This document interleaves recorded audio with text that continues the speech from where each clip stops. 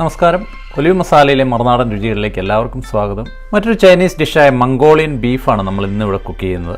വളരെ എളുപ്പത്തിൽ ഉണ്ടാക്കാവുന്ന ഒരു ഡിഷാണ് മംഗോളിയൻ ബീഫ്. ബീഫിൻ്റെ വളരെ തിന്നായിട്ടുള്ള പീസുകൾ പലതരം വെജിറ്റബിളിൻ്റെ കൂടെ സ്റ്റിർ ഫ്രൈ ചെയ്ത് അതിലേക്കൊരു സോസും ഉണ്ടാക്കി ആഡ് ചെയ്ത് നമുക്ക് മിക്സ് ചെയ്തെടുത്തു കഴിഞ്ഞാൽ വളരെ രുചികരമായ മംഗോളിയൻ ബീഫ് നമുക്ക് തയ്യാറായി കഴിയും.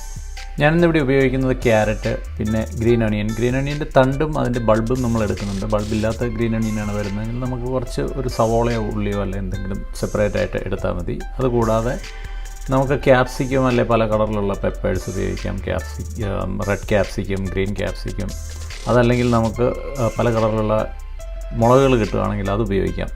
ഫ്ലാങ്ക് സ്റ്റേക്സ് ആണ് സാധാരണയായിട്ട് നമ്മൾ ഉപയോഗിക്കുന്ന ബീഫിൻ്റെ കട്ട്. ഏത് കട്ട് വേണമെങ്കിലും നമുക്ക് ഉപയോഗിക്കാം. അത് നമുക്ക് 2-3 മില്ലിമീറ്റർ കനത്തിൽ തിന്നായിട്ടൊന്ന് സ്ലൈസ് ചെയ്തെടുത്തിട്ട് ആ നൈഫിൻ്റെ ബാക്ക് സൈഡ് കൊണ്ട് അതൊന്ന് ചതച്ച് എടുക്കുകയാണ് ചെയ്യുക. അതുപോലെ തന്നെ ഈ ബീഫ് കട്ട് ചെയ്യുന്നതിന് മുമ്പ് വേണം നമുക്കിത് വാഷ് ചെയ്യാൻ. ഇതുപോലെ തിൻ സ്ലൈസസ് ആക്കി കഴിഞ്ഞാൽ പിന്നെ നമുക്കത് വാഷ് ചെയ്യാൻ പാടില്ല. ഇനി നമുക്ക് ബീഫ് ഒന്ന് മാറിനേറ്റ് ചെയ്യാൻ വേണ്ടിയിട്ട് Soy sauce, ginger garlic paste.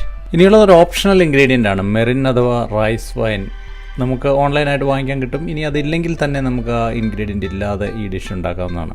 ഇതുകൂടാതെ വൈറ്റ് പെപ്പർ, കോൺ സ്റ്റാർച്ച്, പിന്നെ ഒരു മുട്ട എല്ലാം കൂടി നമുക്കൊന്ന് മിക്സ് ചെയ്തെടുക്കാം.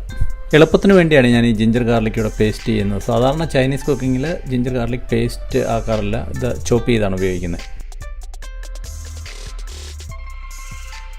നമുക്കിനി ഒരു പാൻ ചൂടാക്കി അതിലൽപ്പം എണ്ണ ഒഴിച്ച് ഈ ബീഫ് ഒന്ന് പാൻ ഫ്രൈ ചെയ്തെടുക്കാം.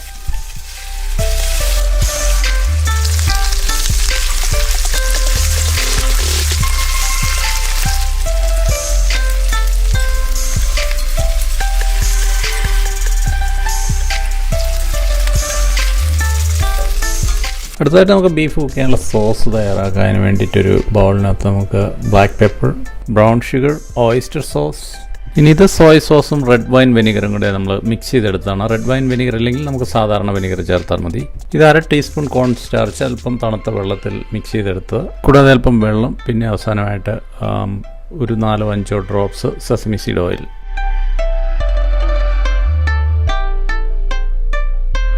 ഇനി നമുക്ക് ഈ വെജിറ്റബിൾസ് എല്ലാം ഒന്ന് സ്റ്റിർ ഫ്രൈ ചെയ്യാം. ഒരു പാനിൽ എണ്ണ ചൂടാക്കിയിട്ടുണ്ട്. അതിലേക്ക് കട്ട് ചെയ്ത ഒരു വത്തലമുളക്, പിന്നെ ജിഞ്ചർ ഗാർലിക്കും കൂടി ഇട്ട് നമുക്കൊന്ന് ചെറുതായിട്ട് സോട്ട് ചെയ്തതിന് ശേഷം അതിലേക്ക് വെജിറ്റബിൾ ആഡ് ചെയ്ത് നമ്മൾ ലൈറ്റായിട്ടൊന്ന് സ്റ്റിർ ഫ്രൈ ചെയ്യണം. നമ്മൾ ഈ വെജിറ്റബിൾ ഒന്നും സോഫ്റ്റായിട്ട് കുക്ക് ചെയ്യുന്നില്ല. നല്ല ചൂടുള്ള ഒരു പാനിൽ ബ്രീഫായിട്ടൊന്ന് സ്റ്റിർ ഫ്രൈ ചെയ്തെടുക്കുന്നേ ഉള്ളൂ. സാധാരണ ഈ വെജിറ്റബിൾ നമുക്ക് വെറും 1 മിനിറ്റിൽ താഴെ ഇങ്ങനെ കുക്ക് ചെയ്താൽ മതി. അതിനുശേഷം നമ്മൾ പാൻ ഫ്രൈ ചെയ്ത് വെച്ചിരിക്കുന്ന ബീഫ് ആഡ് ചെയ്യാം.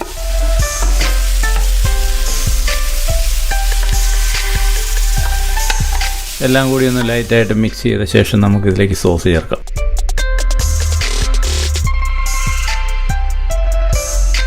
ഇനി 1-2 മിനിറ്റ് കൊണ്ട് നമ്മുടെ ഈ സോസ് തിക്കായി കിട്ടും. ഇതൊന്ന് തിക്കായി വന്നു കഴിഞ്ഞാൽ നമ്മളുടെ മംഗോളിയൻ ബീഫും റെഡിയായി.